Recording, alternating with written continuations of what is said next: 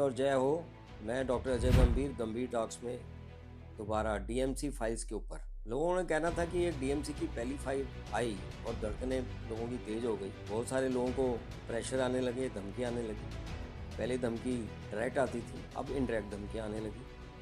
तो ये धमकी उन लोगों से ही आती थी जो लोग डीएमसी में थे। अब हम इसके ऊपर दोबारा आएंगे कि डीएमसी तो भंग हो गई कुछ चंद लोगों की वजह से, कुछ मुद्दों की वजह से, और लोग पूछ रहे हैं कि ये क्यों हुआ, कैसे हुआ, कब हुआ, रोक क्यों नहीं पाए।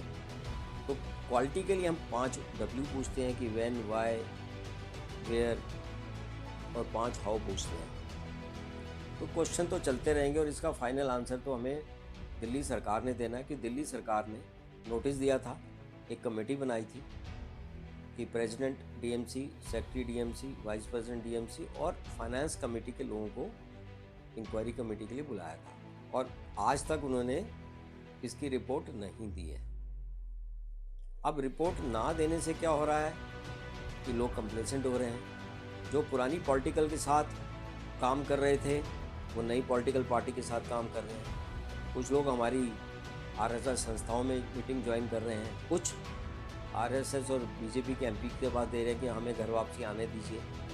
ये बहुत कॉर्पोरेट हॉस्पिटल से लोग अटैच हैं। ये नॉन स्टेट एक्टर हैं जिन्होंने गैंग बना के डीएमसी का नुकसान किया, लेकिन अब भागना चाहते हैं अपनी रिस्पॉन्सिबिलिटी से।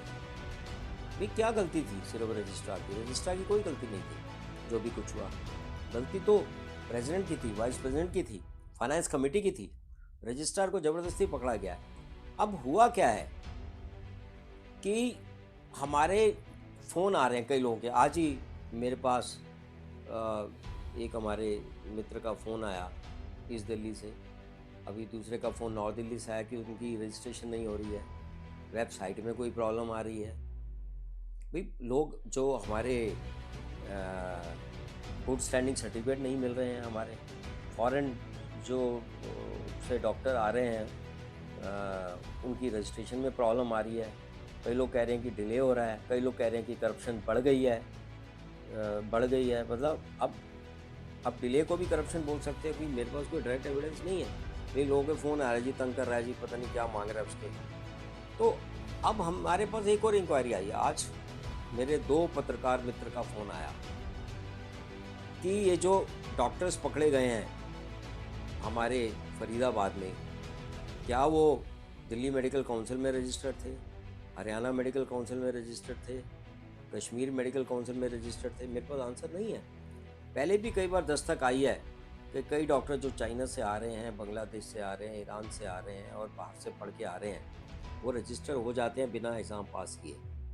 अब मेरा तो कहना है कि प्रेजेंट सर्कमस्टांसिस में सरकार ने इसको तहकीकात करनी चाहिए, क्योंकि कईयों ने कहा है कि हमारे को डाटा नहीं मिल रहा, कि वेबसाइट डाउन है, पूरा डाटा गुम हो चुका है पुराने ईमेल्स का और उसका। हम जितना भी समय देंगे उतना ही जो क्रिमिनल माइंड के लोग हैं वो वहाँ से डाटा निकालेंगे। तो नुकसान किसका है? नुकसान डॉक्टर्स का ही है। हमने किसी के प्रति, एक के प्रति नहीं पीछे पड़ना, हमने सिस्टम को इम्प्रूव करना। ये गैप्स दिए हमने तभी करके, ये गैप्स काउंसिल ने दिए, 25 लोगों की काउंसिल ने दिए जिन्होंने कुछ भी नहीं पिछले 5 साल किया। और जब भी थ्रेट आ रहे थे, जब मेरे को आ रहे थे, मैं तो लेटर लेके एलजी साहब के पास पहुंच गया और सेक्रेटरी के पास पहुंच गया और मैंने सीवीसी में कंप्लेंट कर दी, लेकिन किसी भी 25 आदमियों ने मेरा साथ ना दे के कुछ भी नहीं किया। तो मेरा ये कहना है, हम इन उदाहरणों को देखें। जो प्रेजेंट चीज़ अभी हमारे देश में हो रही है, चाहे वो करप्शन का मामला है उसको हाईलाइट करें, चाहे वो टेररिस्ट का मामला है उसको हाईलाइट करें, चाहे हमारे डॉक्टर्स को तंग करने का मामला है उसको हम हाईलाइट करें। तो अब ये सारी चीज़ मैं इसको दोबारा जाता हूँ कि ये इस समय जो अभी टेररिस्ट अटैक हुआ है, ये फिर चीज़ खुल गई है कि ये डॉक्टर कौन सी मेडिकल काउंसिल में रजिस्टर्ड थे या नहीं थे, और क्या इसके पीछे कोई करप्शन तो नहीं थी, कोई झूठे तो नहीं रजिस्टर्ड थे करके। ये एंगल से भी उनको देखा जा रहा है। थोड़े दिन में सच आ जाएगा और सारी मेडिकल काउंसिल को इसमें खंगाला जा रहा है और देखा जा रहा है। अब प्रोविज़न क्या है कि जो लेटेस्ट खबर पता लगी है कि बिहार का इलेक्शन का रिजल्ट आ जाएगा, या जब तक ये आप ये वीडियो देखेंगे आ चुका होगा। और मेरी जो खबर है अंदर की कि जैसे ही रिजल्ट आ जाएगा, मंत्री जी और बाकी लोग जो भी हमारे एमसीडी इलेक्शन में बिजी हैं और बिहार के इलेक्शन में बिजी थे, सबको ये कहा गया है कि दिल्ली मेडिकल काउंसिल का इलेक्शन करवाया जाए। जो फाइल है डीएचएस ने ऑलरेडी सेक्रेटरी हेल्थ को दे दी है। डीएमसी से सब लोगों ने, जो हमारे पुराने 2 स्टाफ हैं, वो कहते हैं कि हमने 3-3 इलेक्शन कराया, तो सेक्रेटरी साहब कहते हैं आप इलेक्शन कराइए। तो इस हालत में इलेक्शन होने डीएमसी में, ये तो एक आवश्यकता तो है ही, क्योंकि हमारे डॉक्टर सफ़र कर रहे हैं। लेकिन मेरा कहना है, क्या इस हालत में इलेक्शन होने चाहिए जब हमारे पास कोई रिपोर्ट नहीं है, हमने किसी आदमी पे हाथ नहीं रखा, किसी को हमने अकाउंटेबल नहीं बनाया, कोई करेक्टिव एक्शन नहीं लिए गए, तो क्या इलेक्शन होने अभी ज़रूरी हैं? अगर हम 1 साल इलेक्शन के लिए रुक गए हैं, तो हम 2 महीने और रुक जाएं, जब तक पूरी रिपोर्ट नहीं आ जाती या पूरी तहकीकात नहीं हो जाती। गवर्नमेंट ने ऑलरेडी फाइल लीगल सेल को भेजी हुई है कि क्या हमें डीएमसी केस में उन लोगों के प्रति जिनके अगेंस्ट इंक्वायरी स्टार्ट हुई थी, कोई एफआईआर करना है या नहीं करना। लेकिन बहुत प्रेशर्स डल रहे हैं, कई लोग चीफ मिनिस्टर के पास जा रहे हैं, कई लोग अपने पॉलिटिकल पार्टीज़ के लोगों के साथ जा रहे हैं कि इस इन्वेस्टिगेशन को बंद करें और जल्दी इलेक्शन कराएं। लोग, मेरे को आपसे यही रिक्वेस्ट कहनी है कि जब तक हमारे को सत्य नहीं मालूम होता, रिपोर्ट नहीं आती, तो हमें इलेक्शन कराने का कोई फ़ायदा नहीं है। वही लोग जिन्होंने डीएमसी को बर्बाद किया वो फिर आ जाएंगे, तो दिल्ली मेडिकल काउंसिल का क्या होगा, और दिल्ली मेडिकल काउंसिल से कंट्रोल करती हुई संस्थाओं का क्या होगा। तो मेरी भारतीय सरकार, दिल्ली की सरकार, दिल्ली के पॉलिटिकल विंग, आरएसएस के विंग, दिल्ली के जो भी प्रेशर वाले विंग एमपीज हैं, इनको रिक्वेस्ट है कि अभी पूरी इंक्वायरी रिपोर्ट आने दें, और ख़ासकर जो मुद्दे अभी फरीदाबाद में हुए हैं कि क्या उसका डिफरेंट मेडिकल काउंसिल से कोई कनेक्शन है या नहीं है, उसको आने दें और उसके बाद इलेक्शन की बात करें। अब है बात तकलीफ़ की।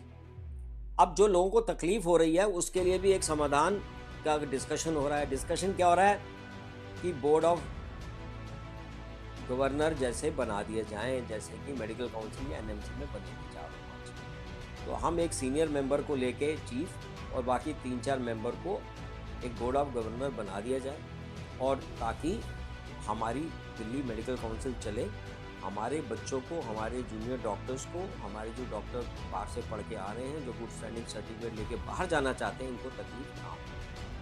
तो दिल्ली मेडिकल काउंसिल के भंग होने से एक लोगों में खुशी की लहर तो वही थी कि भाई हमारे जो लोग हैं, जो लेबल किए गए हैं, जो ठीक काम नहीं कर रहे थे, उनको निकाला गया और दिल्ली मेडिकल काउंसिल भंग की गई है।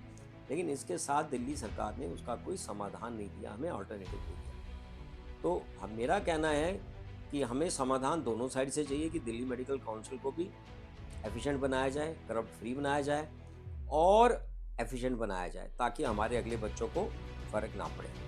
अभी देखा गया कि फिर जैसे जैसे दिल्ली मेडिकल काउंसिल के मुद्दे व्हाट्सएप पे आते हैं, तो एक दूसरे को कोई खींचातानी हो जाती है और एक दूसरे को लोग धमकी देना शुरू करते हैं। तो मेरी रिक्वेस्ट भी उन लोगों से है, जो भी एक्स ऑफिस बेरर हैं किसी भी संस्था के और रिस्पॉन्सिबल पे रहे हैं, कि मिलजुल के चलें, डॉक्टर्स का एक दूसरे से साथ करें, हमें पार्टनरशिप करें। हमने जेडीएफ के ऊपर में रहा था, जूनियर डॉक्टर्स जो आज सीनियर बन गए हैं, हम एक दूसरे का साथ करें, क्योंकि पॉलिटिकल अलायंस कभी भी परमानेंट नहीं रहती, पर्सनल अलायंसेस परमानेंट रहती हैं। हमारा काम है कि हम दिल्ली मेडिकल काउंसिल का जो धाक थी, जो 1997 में डॉक्टर हर्षवर्धन ने बनाई थी जब वो हेल्थ मिनिस्टर थे, 2003 में उसके रूल्स आए थे, और हमारे एक्टिविस्ट जो लोग हैं, हिमांशु सिंघल जैसे, इन्होंने आरटीआई डाल के काफ़ी इन्फॉर्मेशन जो हमें निकाली, तो हमें बनाने के लिए मेरा उनका लिए धन्यवाद। तो हमारा ये है कि एक कमेटी बनाई जाए बीओजी, ताकि जो इसको कंट्रोल करे। दूसरा, इसकी रिपोर्ट को पब्लिश किया जाए, जल्दी ही पब्लिश किया जाए जो भी रिपोर्ट है, और लोगों पे एक्शन ले। सिविल एक्शन लेना सिविल एक्शन ले, क्रिमिनल एक्शन लेना क्रिमिनल एक्शन ले, और नया इलेक्शन इसका कराया जाए। नया इलेक्शन कराने के लिए नोटिफिकेशन आना चाहिए, जो मेरे को लग रहा है कि सेक्रेटरी हेल्थ और चीफ सेक्रेटरी बिल्कुल तैयार हैं, लेकिन पॉलिटिकल विल बिहार के इलेक्शन के बाद ही पता लगेगी, इसके लिए हमें वेट करना पड़ेगा। फ्रेंड्स, जैसे हमने अनुमान लगाया था और प्रेडिक्ट किया था कि बिहार के इलेक्शन होने के तुरंत बाद डीएमसी पे कुछ डिसीजन लिया जाएगा, हमारे principal health secretary joint secretary, इन्होंने डिसीजन लिया है कि इसका जितने भी हमारे मेडिकल कॉलेज से इनका नोटिफिकेशन दें और वहाँ से एक एक नुमाइंदा बुलाएं। अंडर सेक्शन 3 ABCD एक प्रकार की इलेक्शन की घोषणा है। ये प्री लॉन्च है। इन्होंने मेडिकल कॉलेज से अपनी रिप्रेजेंटेशन मांग ली है, चीफ मिनिस्टर को लिख दिया 4 नॉमिनेशन के लिए, और कल तक अखबार में आ जाएगा कि अपनी इलेक्टोरल लिस्ट को अपडेट करें। जैसे देश की MLA और MP के लिए इलेक्टोरल लिस्ट अपडेट हो रही है, तो 15 दिसंबर तक हमने इलेक्टोरल लिस्ट अपडेट करनी है। तो सब तैयार हो जाओ, और जो अपने अपने मुद्दे हैं अच्छे DMC बनाने के लिए आप तैयार हो जाएं। और हमारा अनुमान, हमारी इन्फॉर्मेशन बिल्कुल ठीक रही। जो लोग मेरे पे टिप्पणी कस रहे थे, हंस रहे थे, लेकिन अब हमें तैयार रहना चाहिए। Welcome and let's contest the election and make DMC great again. Thank you.